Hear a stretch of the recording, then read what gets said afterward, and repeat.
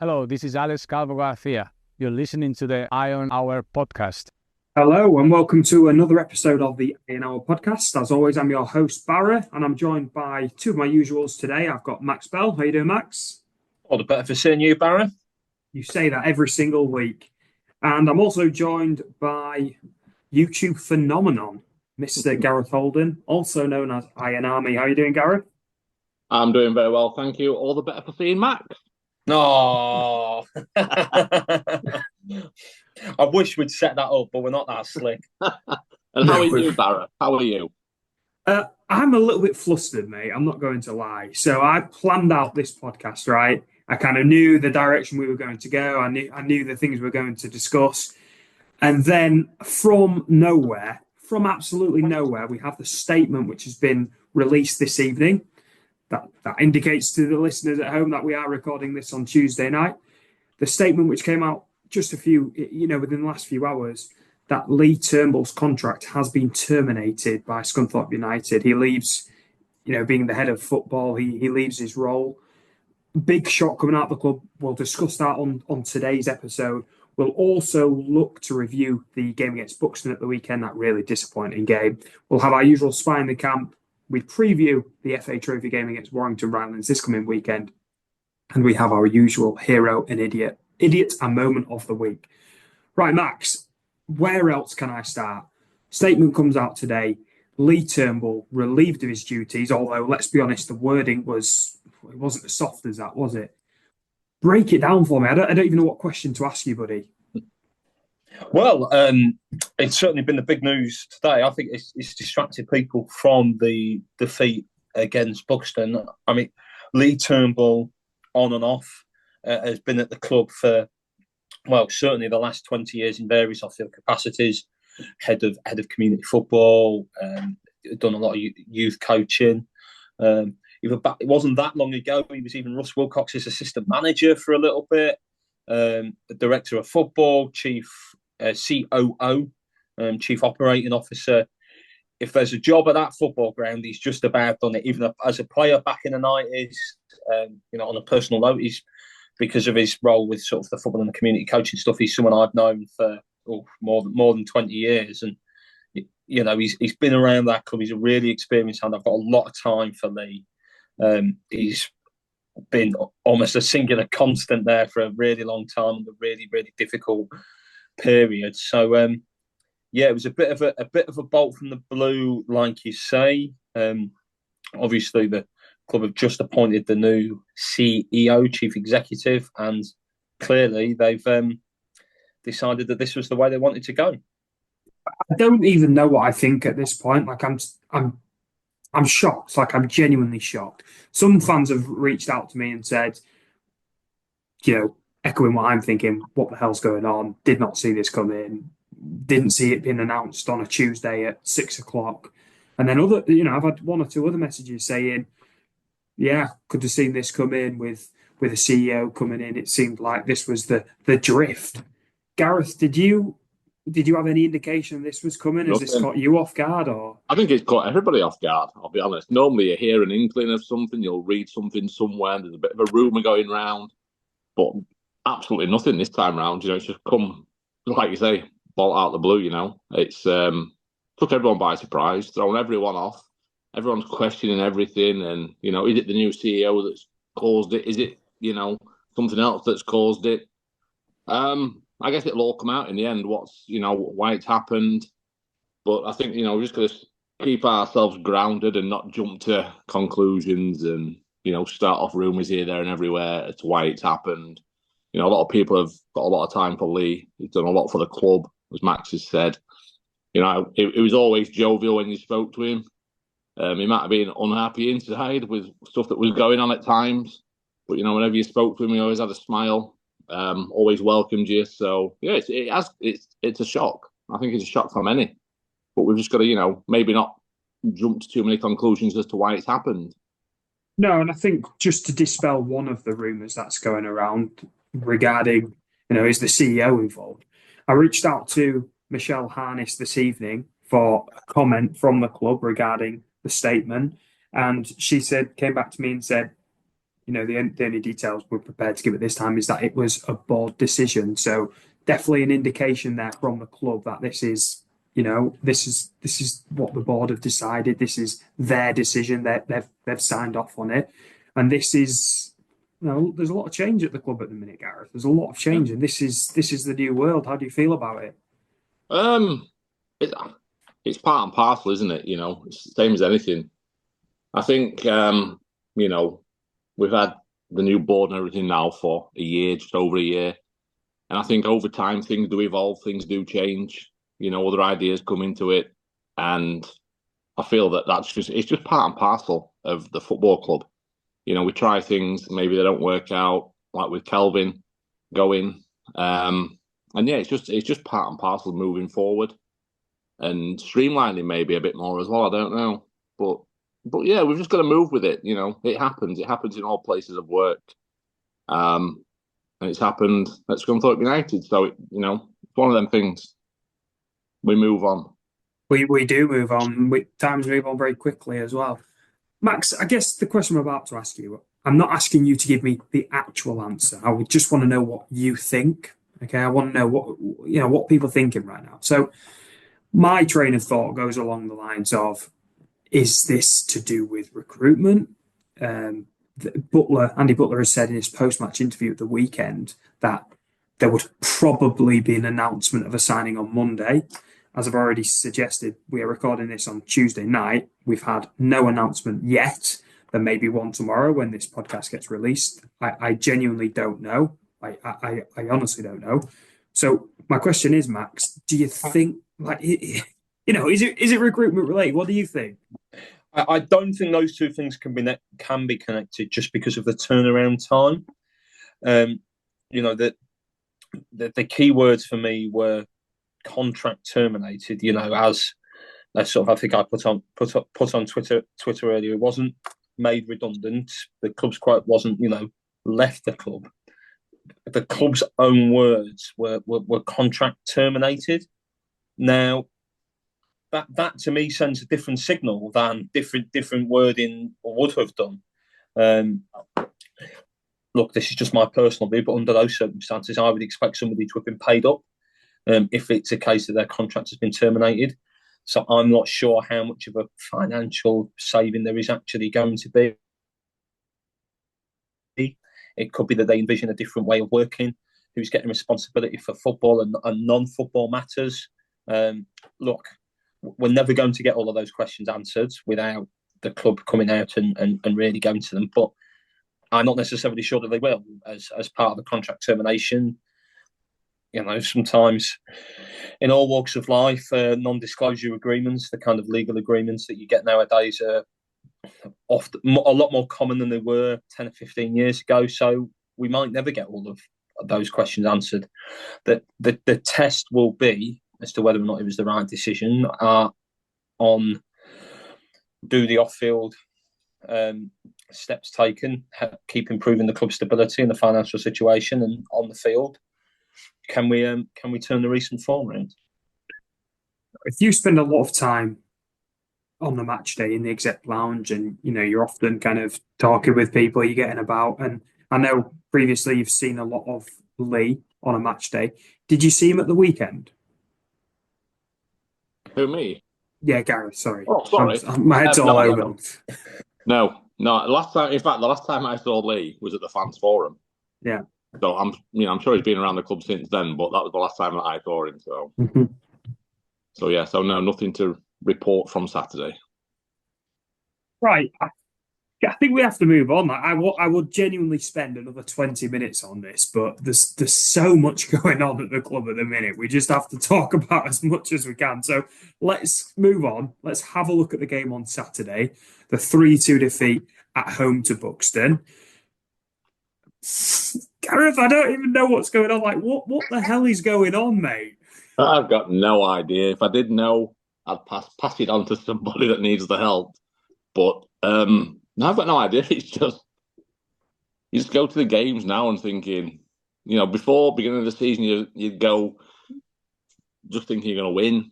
Now you go thinking, are we going to draw? Can we get a draw out of this? But I don't know what it is. There's lots of culmination of things, isn't there? Is it the formation? Is it the players? I said in my vlog or on X as well, that it feels like favourites are being played. We've got players on the bench that can do a job. Can I just dig a bit deeper? What do you mean by that? Because like every manager's got favourites, right? I get that. But what I mean is we're losing games. So what is it? We've conceded 3 goals in 3 games out of the last 5, and the personnel aren't changing. For me, I'd be looking at that thinking, I need to change something, do something different.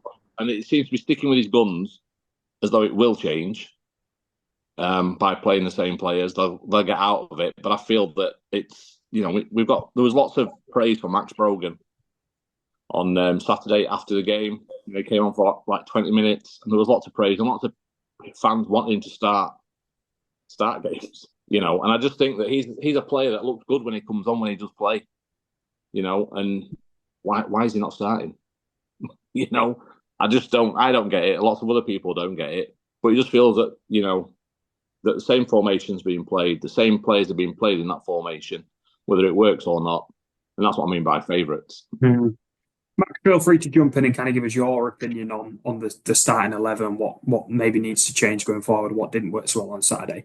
I guess the question for you would be, it was noted in Butler's post-match interview that we allowed their keeper to have time on the ball, and it was an intentional tactic of ours not to press and harass them whilst they were in possession. In contrast, Buxton did the complete opposite of that. We had 0 time on the ball, particularly in our defensive zones. Is it as simple as that was literally the difference between the 2 teams on Saturday? I don't think it was the only difference. Look, in a way, us not pressing the Buxton keeper specifically, I don't really care. It's the 6th tier. Let's see how good his distribution is. If you want to go man-to-man on the rest of the park and not try to let them build out from the back, then that's fine. I also wonder if it was a tactic to save Whitehall's legs. He's probably the man you'd be expecting to press the goalkeeper. And again, I'm not totally convinced he was match fit. He was obviously coming back from injury. I mean, in a way, personnel is obviously a thing that we're discussing at, but it was just about our strongest side. Like, we could argue about Brogan for one of the central midfielders, and I think the concerns about the system itself are very correct. But there wasn't as if you turned around to the bench and went, right, you should be starting, you should be starting, you should be starting. It isn't like that, and it certainly hasn't been like that for us for quite a lot of this season. The things that worry me right now are twofold. One, our defending. We've conceded 3 goals 3 times in the space of 5 games. Yeah. Are you from Gaul? I was expecting 6 fingers there.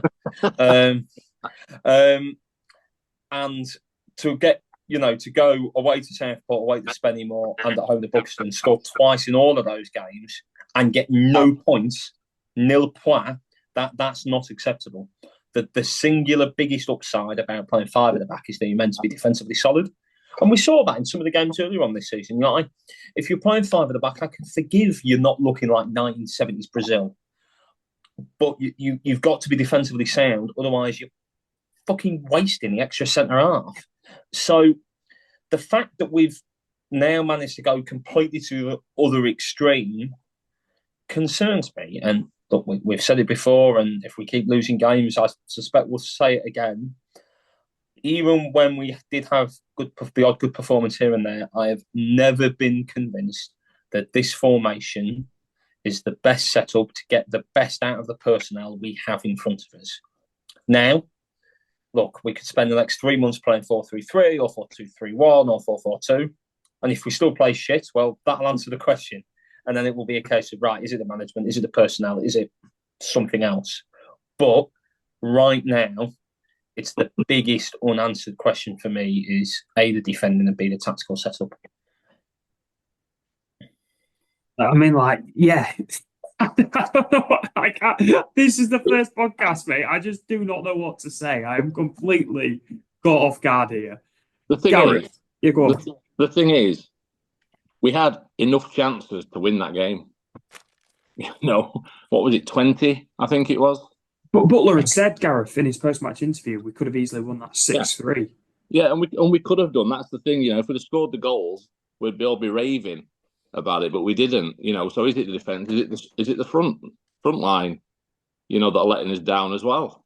Because we did have good spells, and about the closing down as well. Carlton did it twice that I can recall. Got to the ball before his man kicked it out, and got throw-in, gave them a throw-in in their own third, which was really good to see. But yeah, Buxton were just on it from the off. I think the spy in the camp mentioned about being a young squad, and they were just full of running. They just wanted everything. They looked hungry as well. We were very slow building it up again, but they didn't give us that time to build it up. They were straight on the defence. They caused us problems. They made us a few sloppy passes, a few mistakes, and but credit's got to go to them as well for putting us under that pressure and for performing like they did. But speaking of hungry, did anyone see Max just eat that Jaffa cake then? He nearly took his fifth finger with him. Nearly had four fingers there. I've still got more. Walking around like an amputee, fingers. Nearly took the bugger with him. Gareth, I guess we talked there about the mistakes, the goals that we've been hemorrhaging of late. A player we've singled out time and time and time again for his high quality, Ross Fitzsimmons. We say this often, probably the best goalkeeper outside the Football League. Now, he's made 2 gaffes in consecutive games now. Yeah. Is that a concern? Yeah, in a way, because you expect him to make a gaff at some point. It's happened last season, but for 2 in a row. But I think that's just Ross Fitzsimmons as well. That's the type of player he is. We've seen week in, week out try and turn his man or, make himself some more space. And maybe opposition players are, watching videos, seeing him do that and thinking he's going to turn here, he's going to turn there and not falling for it. But would I drop him? No, because he still makes great saves. He still keeps us in games. Oh, yeah, I don't think that's not really being considered, is it?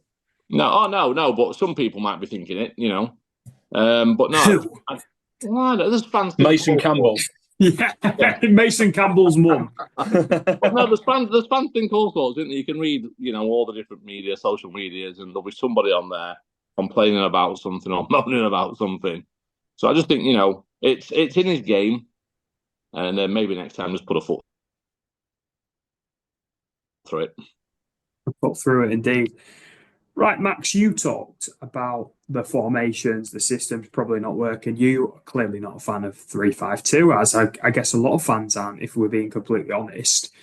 Now, again, coming back to Butler's post-match interview, he mentioned that Boyce felt his hamstring in the game. And as we know, Will Evans has not featured for a few games now. And the indication last week was that he would be available for the Warrington Rylands game at the earliest. Considering this is an FA Trophy match, it seems hard-pressed to kind of concede that he would start the game. So there might only be 2 centre-backs available this week. Perfect opportunity, really, to kick off a different formation, I guess. Yeah, it could be. I'm not necessarily sure the Butler will, but there was quite a few of us up in the exact range after the game on a Saturday, and I made the point to anybody who was unlucky enough to listen, which is that if you were going to change the formation and try and make a real fist of it, when you've got 2 weeks without a league game, it is the time to do it. You've got the most hours on the training ground. You could use Warrington at home as a dry run. And look, that is what I'd be doing. I'd have spent all of this week, all the next week, drilling into them either a 4-3-3 or like a 4-2-3-1, depending on whether or not you wanted to keep Roberts as a 10, 2 holding midfielders or 1. I think you could make a coherent case for either, to be honest with you, right about now. But, you're professional footballers. These things, if you want to really get them fluid, can take time. That it's not something that you can always pull off effectively between Saturday and a Tuesday. But if you've got 2 weeks on a training ground, you can do a lot of good work in that time. I expect us to play 3-5-2 against Warrington. I think it's now got to a point where Butler probably views it as quite central to how he envisions the game. And look, I could be wrong. Wouldn't be the first time. Sure, it wouldn't be the last. But even if that involves something like Barrows at centre half and Scales at right wing back, for example, which we've seen before, particularly in the latter stages of games, I would put money on us playing 5 at the back against Warrington. I fear if he does that and we lose, he would lose the fans. I really do feel if he put Barrows at centre back, stuck with a 3-5-2, and we lost to a team from the division. Can I have another Jaffa cake? Is that be okay? It'd be okay. I think things would get messy, Gareth. Yeah, they would, but also as well, if we tried to change the formation, tried something new, and we lost, where does that, that week's training on the training ground go? And would you, try it again the game after against Leamington? It's a double-edged sword for him, really. It's like you say, if we lose either game, if we lose the game with either formation or whatever formation, fans are going to jump on. It's only an FA Trophy match, but it really does feel like a must-win for Butler more than for the club. I feel like it's not so much that we need the win, it's good grief. Could you imagine if we lost? Like, Christ. I think as well, it's not just for Butler. Butler does need the win, but I think the players as well, just a bit of confidence. It's all right having that 6-0 against Farsley, but it was against Farsley and they came to play football. They didn't sit back behind the ball. We didn't have to break them down. They left the gaps. So you can't really take that much away from it, really. Yeah, we scored the goals, we put the chances away. But I think it'll be a big confidence boost for the players and for fans. To see us win, yeah, they might be, below us, a tier below us. But a win's a win, isn't it? And it just makes people happy, regardless. So, and I think we do need that win.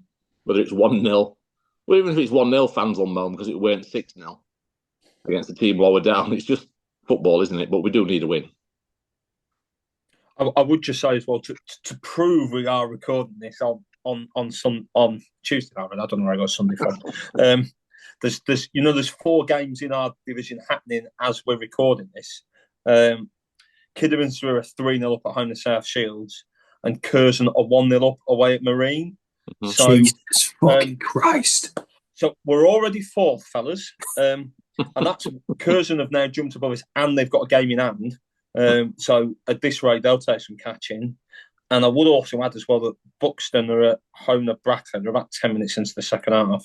And if Buxton score, we're down to 5th. So look, they are under pressure now. There's no point pretending. If we don't beat at least one of Leamington or Darlington, that pressure is going to crank up because we're only just going to be clinging on to the playoffs. Never mind serious aspirations of winning the league.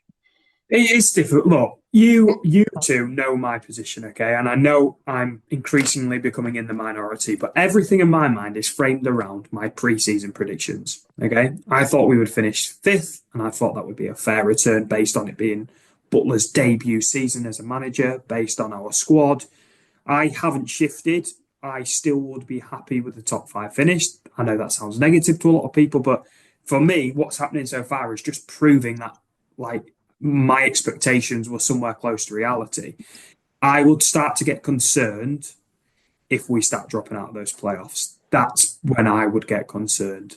And to be honest, it doesn't feel like we're a million miles away from that happening. The form, there hasn't been any form. It's been fucking dreadful for games now. But I think Butler can get us to finish in the top 5. And I would be relatively happy with that. I know, as I say, I'm increasingly becoming in the minority, but I can't rewrite history. That's what I thought before a ball was kicked. I can't change my mind based on the fact we were 7 points clear. That's what I thought then. Do you know what I'm saying, Max? Like, I don't know. I do. And my pre-season prediction was 6th, I believe. So you were more optimistic than I was. Look, football is a fickle business. I'd say there are 2 factors here. Right, so we're 4th currently. Ignoring the fact that we've taken 4 points from our last 5 league games, which is genuinely relegation form. If our form had been consistently 4th over the course of the 17 games, you're having a completely different conversation. People's expectations are more made. I understand. Look, if if we go to Brackley and get B, if we draw at home to Kidderminster, but then take those 4 points off other teams in better games and get a draw against Southport away, beat Buxton at home. Yeah, exactly. You know, people's perceptions would be different. There's nothing that sends football fans, particularly online, into panic more than the idea that the wheels are coming off.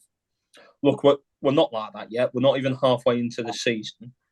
But fundamentally, I said it before, and I will say it again.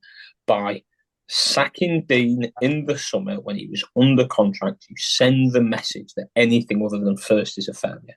And we're in a position in this league, this season and last season, where we have arguably never been as a club, never, where we're a genuine big fish. We've got the biggest budget, we've got the biggest support, we've got all the expectations that come with that. And I know there was all the off-field fuckery last season, but there isn't this year. And people's expectations match accordingly, for better or for worse. And there's no point about being in denial where we are right now. Things could improve. We take 6 points off Leamington and Darlington. Nobody gives a shit. Nobody panics. Who cares? HMS Pistol League's back. But if we get 2 points or less, I suppose if we drew both games and played really well, maybe. But even that's probably pushing it. We'd have dropped, wouldn't we? We'd be 6th or 7th, you would think. Yeah. And like, you know, those of us who made 2 different trips to Darlington last season, they were both shit. So, and what I would say as well is that because of the layout of that away end, again, anyone who went to the 4-0 defeat at Darlington last season knows that you're right next to the tunnel. It's completely open. You get soaked if it's pissing it down. If it turns in that away end, it will become very, very obvious. Yeah, I know sometimes it feels like you and I have the same conversations week in, week out, but I would just like to counter, as I have done in previous episodes, just for anyone who's tuned in for the first time, or maybe the first time in a few weeks and wants to hear what we have to say about the matter. I will say this: I don't necessarily agree that the signal from the board was anything less than first was a failure. I think the signal was anything less than promotion was a failure. Because if we'd finished second, which we did, but had won the playoffs, I'm almost certain Jimmy wouldn't have been relieved of his duties in the summer. And I think you've also conceded that. So I think you agree with some of what I say, but I also take your point that ultimately we didn't go up and Jimmy paid the price. You know, we didn't win the league and Jimmy paid the price. But I do genuinely believe had we gone up by the playoffs, it would have been different. So I think there's a difference between the word failure and the word sackable offence. You know, failure is a spectrum, particularly if the factors are outside of your control. I still think, looking back at last season, the off-field fuckery was outside of Dean's control, and the fact that with VAR against Boston we get 2 penalties, like those factors are outside of your control. But we are where we are. I think Butler has done some things well this season. I think he hasn't helped himself with some things this season. And I also think some things have been outside of his control. Look, the Fitzsimmons penalty at Spennymoor, that's not Butler's fault. The referee getting in the way of Shrimpton at 2-2, that's not Shrimpton's. That's not Butler's fault. But those moments, they never come when you're 4-0 up. They always come when you're bloody weakest, don't they? Like when you're desperate for the point where you've got 10 minutes to go, and if you could win now, it'd be bloody massive. Like they always come when you're scrabbling around for form, when you've got players injured, because football can be a cruel business sometimes. And yeah, that's why we hate it sometimes. Yeah. Okay. What do you want me to say? And we'll have this conversation next week. I'm sure we will, Max. Not if we win, we won't. Well, maybe. I don't know. Sometimes I feel like you like just taking issue for taking issue's sake. Or am I being hindsight? Let's make that absolutely abundantly clear.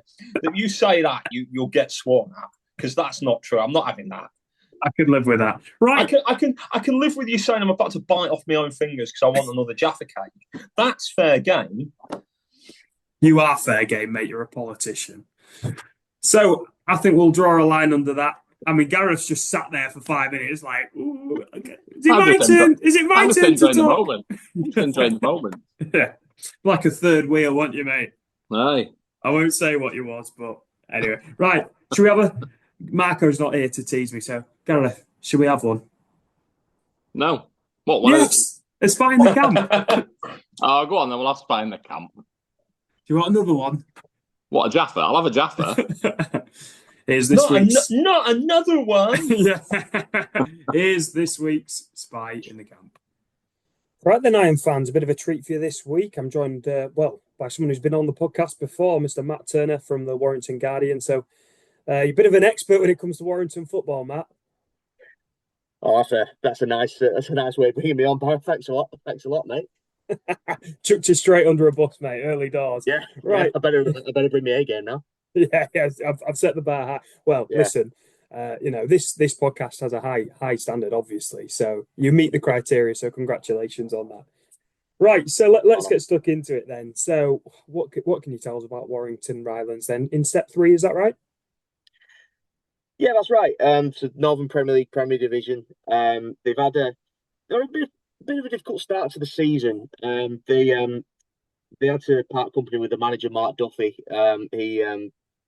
They were bottom of the league when he left. That was start of October. It might have been a little bit earlier actually, but they started poorly, having had a really good season last year. They made the playoffs against all odds and ended up getting knocked out by Marine, who obviously went on to win promotion. But a difficult start to this year. They've had a change of management now under Neil Reynolds, who was for many years manager at FC United of Manchester. So he's very acquainted with that league, knows how to sort of, at the very least, not be at the bottom end of it, which I think is all that Rylands would like to be at this stage. Like I don't think they've got any immediate ambitions of being promoted, but they obviously don't want to be any further down than they are. So they needed someone to get them out of trouble, and he's just sort of starting to do that. They've won, admittedly, two of them were in different competitions, but they've won 4 home games in a row in the last couple of weeks, and in that process they've scored 19 goals doing that. So the goals are starting to fly in, and yeah, things are starting to pick up for them. So there might be potential banana skin for Scunthorpe. Obviously there'll be Scunthorpe will be overwhelming favourites, but Rylands will obviously come there with no pressure and trying to enjoy themselves. And Scunthorpe coming into this on a really bad run, actually, to say we are in second. It's not the football's not great at the moment. In contrast, Rylands have had 2 good results, actually. 2-1 home victory over Blyth on Saturday, I believe, and a 3-0 the week before against Basford United. So they're looking good coming into this game. Yeah, no, absolutely. Like I said, the goals are starting to flow for them. I mean, I know before then they were 2 lower ranked sides, but the last round of the trophy they beat Ossett 4-0. And then in the midweek after that, they were in the Liverpool Senior Cup against Skelmersdale, and they actually won 10-1. So they're in good goal scoring form. And like I say, Scunthorpe are in a little bit of a sticky patch at the moment. So they may fancy themselves to cause a bit of an upset. They're playing with a bit more freedom at the moment. Neil Reynolds, since he's coming, has just made a few slight tweaks to how they play in terms of different players playing in different positions, and it seems to be unlocking things for them, and they're certainly scoring a lot of goals at the moment. So, Scunthorpe will have to keep the back door shut. I guess it'd be difficult to predict what kind of football we might see from Rylands on Saturday because of, possibly it's a step up for them. But what have we come to expect so far this season? Do they like to play it out from the back? Are they a wide team? What can we expect? Yeah, no, they like to get the ball down the floor. So they will come and try and play. Under Mark Duffy, I saw him a couple of times. What they did like to do was press very energetically from the front. Neil Reynolds has maybe changed that a little bit slightly. They don't press quite as energetically, but that's something that that group of players particularly wanted to do. But they will get the ball down and play. They'll try and play through the thirds, and they'll try and get bodies in. So they play one up front, but they like to get the midfielders going past and the wide players going past. So they do like to try and get as many bodies in the box as possible. So yeah, if they get a chance to create, they will create chances. Well, any Rylands fans who've tuned in to hear your thoughts, I can tell you now, Buxton on Saturday, who beat us 3-2 at our place, they came and they pressed, they harassed our keeper, they chased everything down, and we just couldn't cope with it. We really couldn't. We struggle against teams who will try and press when we're in possession. So if that's what we if that's what we see on Saturday, it might be a bit of a recipe disaster for Scunthorpe, if I'm being completely honest with you. Just looking at Warrington as a town or even as a city, obviously there are two fairly good standard football teams. Does that split the fan base? Are Rylands kind of the smaller team of the two when it comes to supporters? Yeah, I don't think any Rylands fans listening to this will object to me saying that they're probably the smaller of the two clubs, reputationally, and obviously in terms of fan base. Obviously, Warrington Town have been around for quite a while.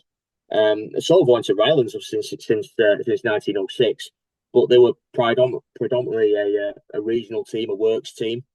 But they were accepted into the Northwest Counties League in 2018, and since then they've had quite a rise. I think they had three promotions. They've had three promotions since then, getting into the Northern Prem in 2022, and they're actually in the same league as Warrington Town now. Weirdly enough, Ryland's support at that point started to creep up a little bit, but Warrington Town's went up massively. So I don't know if it was people sort of deciding, right, it's time to pick a side, and I think the majority of them picked Warrington Town. But I think what you're seeing at the minute is Ryland's put a lot of stock into their. They've got a very thriving junior section at their club. They put a lot of stock into trying to get them into first team matches. I think that if you're a junior player at Rylands, you get a free season ticket, so you can get to come all to the games. So I think you're starting to see that kind of that investment in the younger fan base start to come through now.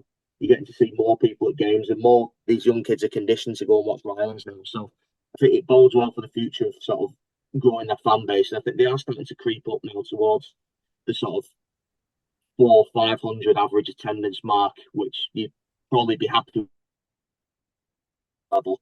I mean, they've still got a bit of a way to go till they get to Warrington Town's level, where they're starting to average sort of 1,000 plus per home game.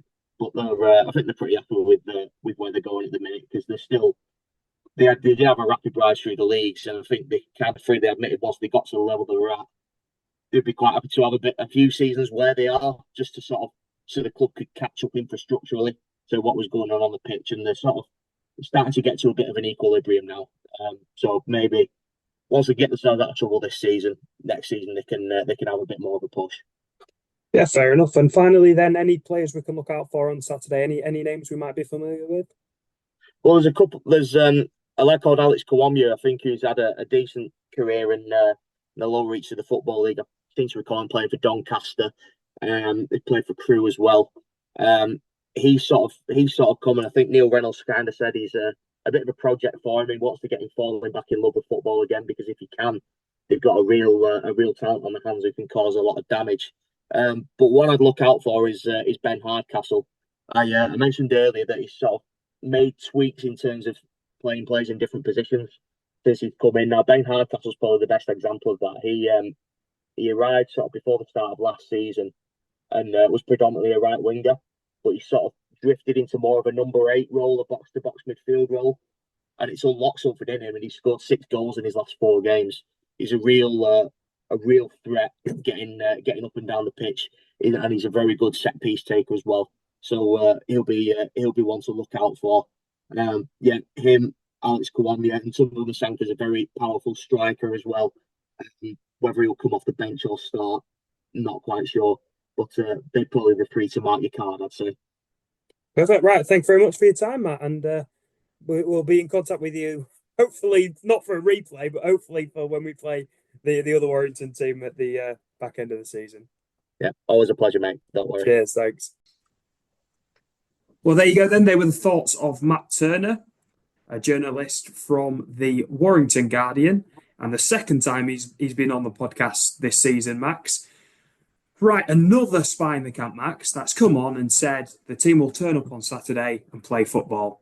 Question 1, do you believe him?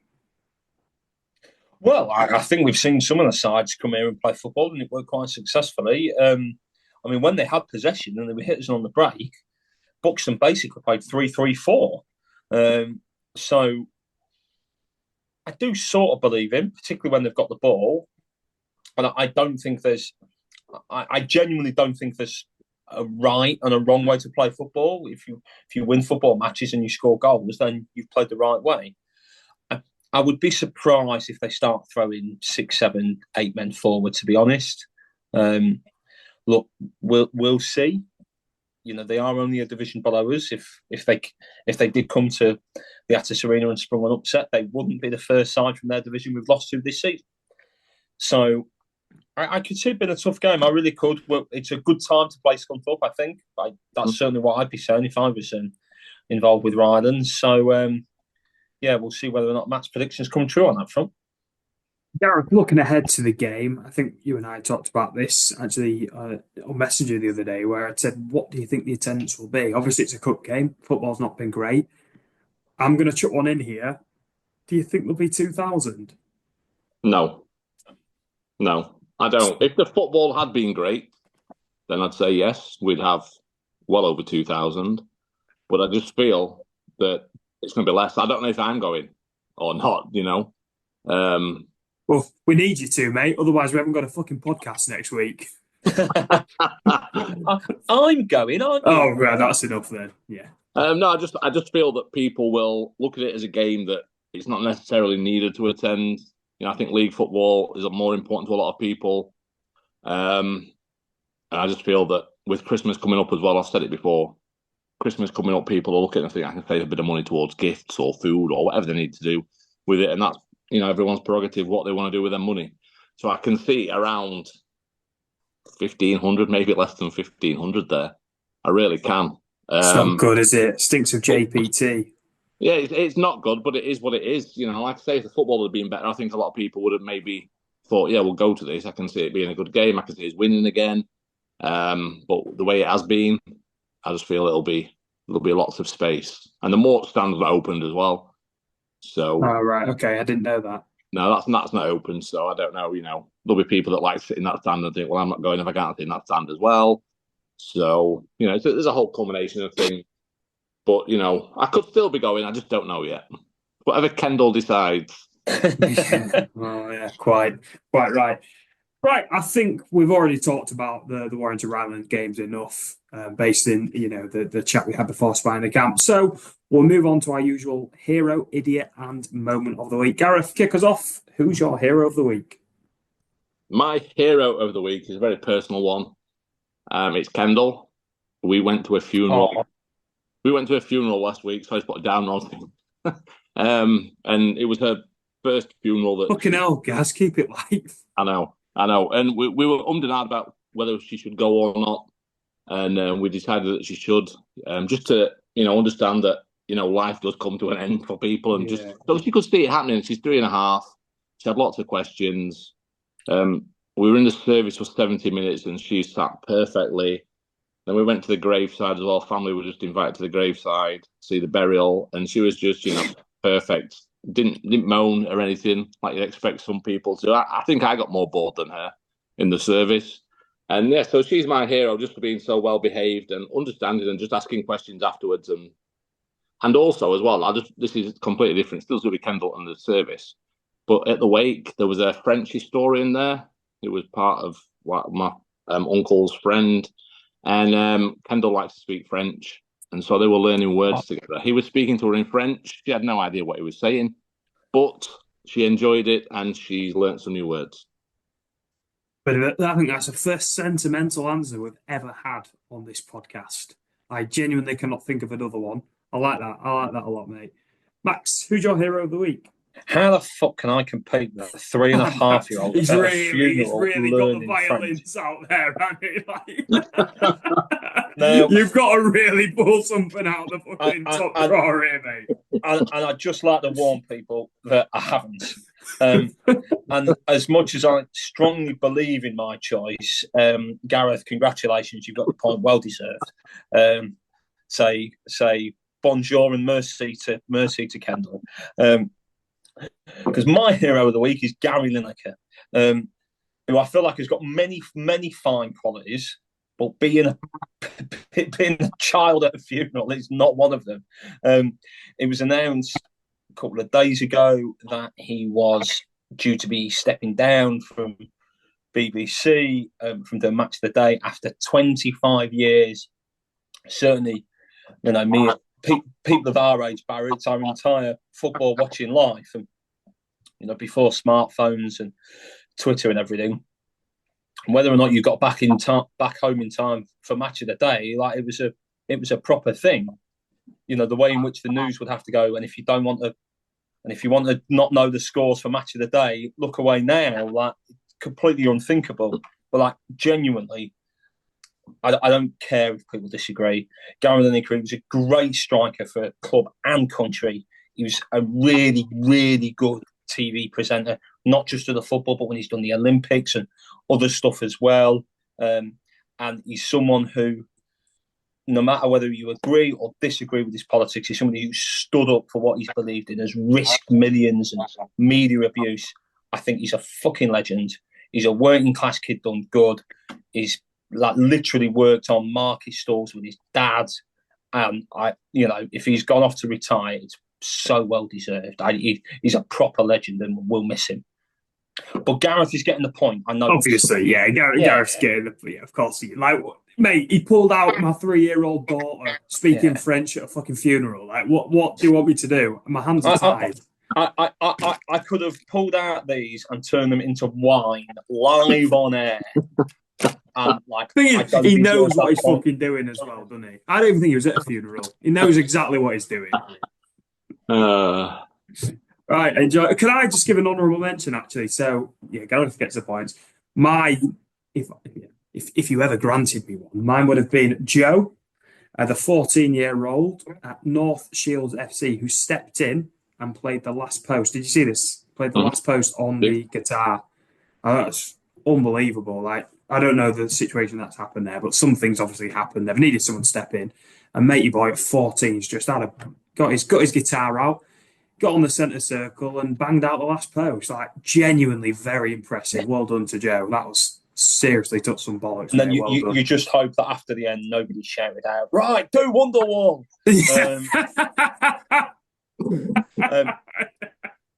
Just on the topic of the last post, I'm afraid I don't know the name, but I was at the Remembrance Sunday service in Scunthorpe. I just wanted to say that the both the marcher with the drums for the procession, but then also the bugleists later on, they were absolutely terrific.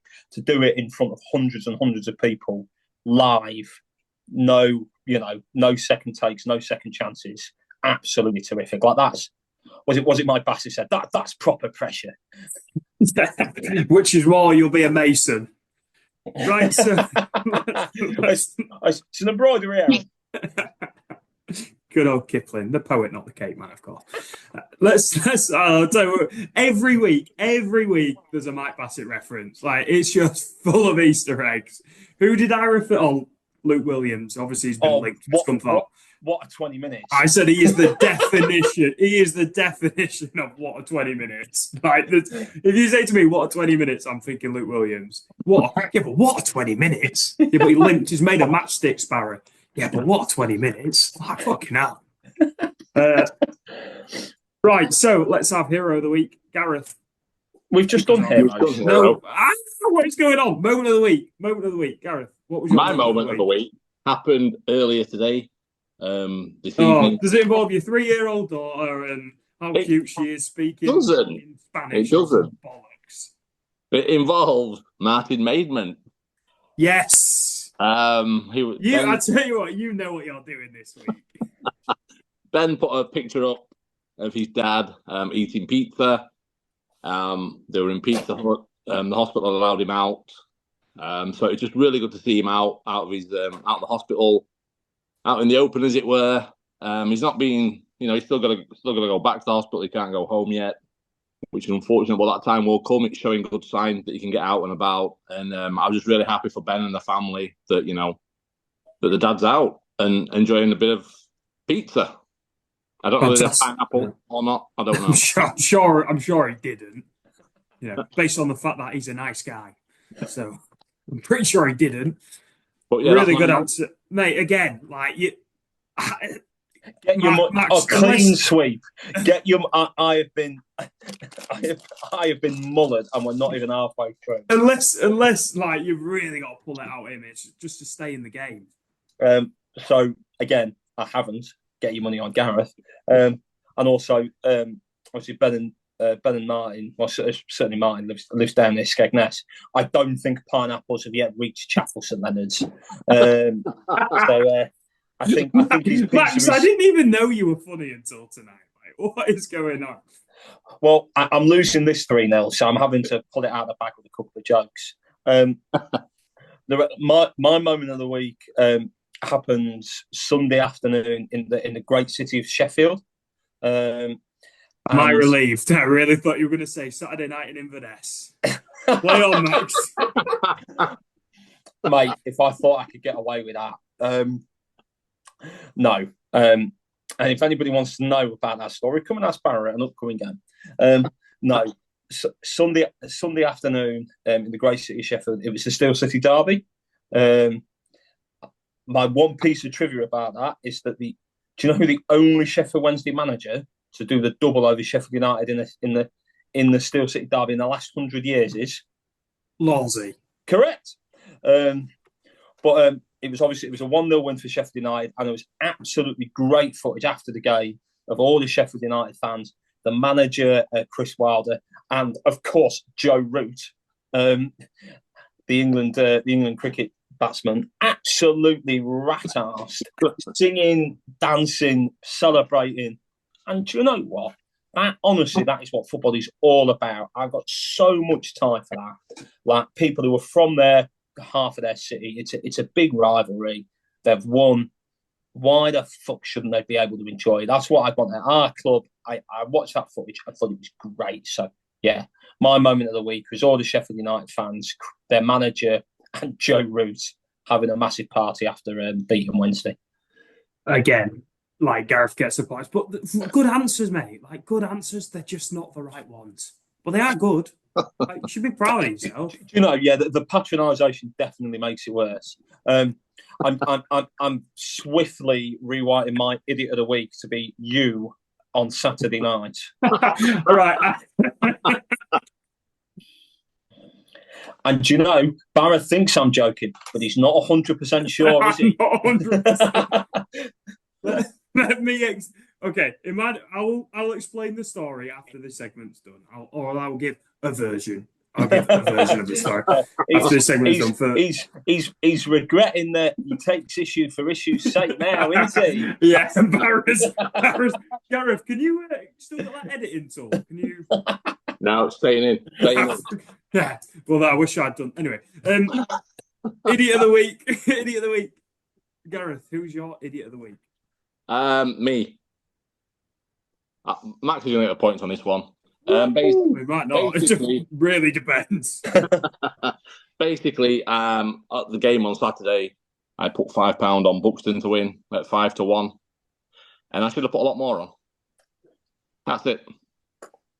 Your idiot of the week is you for winning money but not winning. It doesn't make any sense. Do you know what he's done there? He's acting stupid to keep you in the game, and Shall I tell you what I've really done? I've not prepared anything. Yeah, so you are the idiot of the week. That's correct. That's the most honest fucking response we've had all night. Like, furiously looking at BBC Sport fixtures, saying, "Come on, there's got to be an idiot in here somewhere." I mean, referee Croot would have been the obvious one, wouldn't it? Coot. He'd have been the one. Anyway, okay, Max, who's your idiot of the week? No, it isn't that. But I would have also. You could have had David Coot, or you could have had the clown videoing him and then putting it up on social media for the fans. Yeah. I suspect David Coot might have refereed his last Premier League game. I agree. I bet he's fat refereeing though. I'd certainly be interested to see results from a drug test. However, that isn't the one I thought of. In many ways, I should have done. The idiot of the week I had, and I will be careful what I say because I think there's likely to be ongoing criminal proceedings regarding this. Jesus, this is all we need, a lawsuit on the Iron Hour. We can take that award away, you know. Was also on the Sheffield United Sheffield Wednesday game, where there was a Sheffield Wednesday fan alleged, and I would say alleged to have had a disrespectful message on his phone about the former Sheffield United player George Baldock, who tragically passed away at his home in Greece recently. And the one I said previously about the Sheffield United fans and manager celebrating, that's what great derbies are about. That's brilliant. They're just having fun. It doesn't hurt anyone. They're just having fun. If you're going to a game of football, and I know this is a thing we've had recently with other clubs and like tragedy chanting, if you have to mock the dead of the other side, then mate, get a fucking grip. Like, if it's true, and we've seen a lot of the speculation on social media recently, like there's a chance that he's ruined his own life by doing this. Like, his name is out there, his employer is out there. The police have issued a statement, I believe. Just why? Just get some perspective, and just baffles me. Just baffles me. Yeah, you do get the points. I wish I'd framed it a bit differently. I wish I'd done idiot second, because it would have been all to play for at the end. But yeah, you get the points there, Max. So you win 2-1. So how are we to know that Gareth's first two answers would have been so good? It's fucking outrageous. That would win anything, wouldn't it? Outrageous. Next week. Do you think the INO listeners want to hear about the chanting up in Inverness, or? I think all of them except Gary Lunding might. Okay, so I wasn't at the game on Saturday, as I'm sure. As I'm sure a lot of you guys know. I was up in Inverness, as you know, emceeing a boxing show, as I do, and I get there, and I swear to God, there's only 2 Englishmen in the room, me and the referee. I don't know who thought it was a good idea to bring us up to basically the Outer Hebrides to do a boxing show, but they decided that a Yorkshireman and a Brummie was the way to go. So that's what they did. Hang on. You were born in Scunthorpe. I'm not having all this Yorkshire rubbish. Are you Irish or English? I'm English, but I've got an Irish passport. I wouldn't claim. You have an Irish passport? Oh, that's interesting. Hang on. I've got it to hand. Hang on. That's the wrong way round. So we get up there, right? And I don't know, like... Right, Max, have I got like raw sex appeal in Scotland or something? I don't know what it is. I just think that quite a lot of Scottish men make you look like, like a young Burt Reynolds. Okay, so there's a lassie. Did nobody get that reference? We get it. Was it Phoenix Night? No, it was Max and Paddy, wasn't it? Like a young Burt Reynolds. Stunning. This podcast is fucking mental, isn't it? Who knew that when Marco left, that's when it had all gone through the top? That actually he was the sensible one, he was the one keeping us all together, and that without him, it's just fucking chaos. That's absolutely. It's been a fucking train wreck from start to finish, hasn't it? Anyway, so this last shout, and look, she was clearly pissed, right? Obviously, she was not in the right mind. She shouts out, and apologies for the accent, "Aye, you're a quite cute yar." Like that. So I turned around, and at which point Barrows, by this point, has got quite a large third leg. Steady on. So I'm on the mic, and I was like having a bit of banter with them all, and I say, "Yeah, unfortunately, love, it'd end in tears when you take me home, and your dad finds out I'm English, and I try and name our firstborn Wembley." And they're all laughing. They're like, "That one, yeah, that's gone down quite well." And I said, right, 10 minutes later, I was like, "Right, guys, we're going to do a bit of crowd interaction here." So I get on the mic and I say, "When I shout Ollie, you shout Oi." So, "Ollie." And they go, "Oi, Ollie, Ollie, Ollie. Oi, oi, oi." Like, that's awesome. Let's try another one, guys. When I shout 19, you shout 66. Okay, boom. Look at the English prick. I'm like, what's happened here? They're all throwing your kilts at you. There's tenons going flying. It turned quickly. The head of security came up to the promoter and was like, "You need to get him to stop now." And what's more, the next day they've tried booking me for the next show. So Well, hey, what's that about? did you accept the booking? Yes. Good lad. Take the money, and I hope they pay you. I hope they pay you in Scottish banknotes that you then can't use in Gull because they've never seen such funny money. Very good. Right. I mean, what was that, guys? It was a podcast-ish. Talking about Scunthorpe-ish. There you go. Thanks for tuning in to the Iron Hour podcast, and we'll see you at the end of the week because, Max, I have a special treat for Iron fans coming up.